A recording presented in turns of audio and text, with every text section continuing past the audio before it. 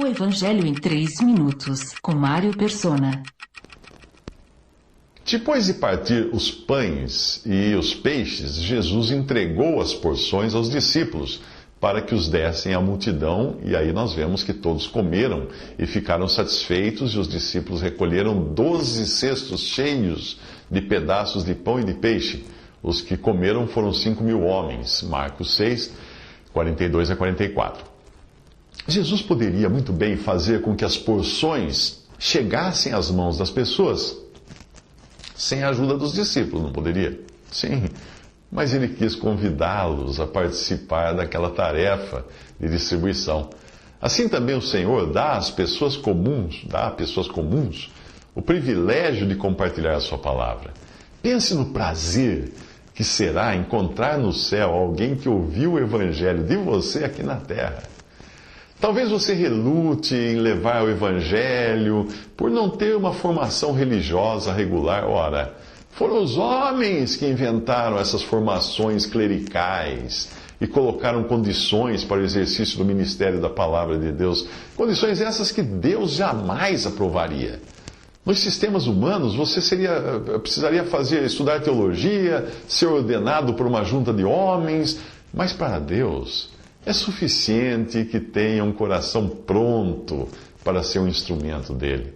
Nem a mensagem, nem o poder vem de você. E o apóstolo Pedro explica muito bem isso. Cada um exerce o dom que recebeu, obviamente de Deus, para servir aos outros, administrando fielmente a graça de Deus em suas múltiplas formas. Se alguém fala, faça-o como quem transmite a palavra de Deus. Se alguém serve, faça-o com a força que Deus provê, de forma que em todas as coisas Deus seja glorificado mediante Jesus Cristo, a quem sejam a glória e o poder para todos sempre. 1 Pedro 4:11.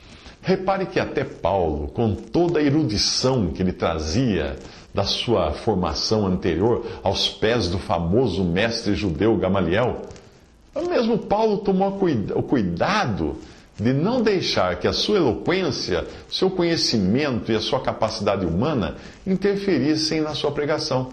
Ele escreve aos Coríntios: eu mesmo, irmãos, quando estive entre vocês, não fui com um discurso eloquente, nem com muita sabedoria para lhes proclamar o mistério de Deus, pois decidi nada saber entre vocês, a não ser Jesus Cristo e este crucificado.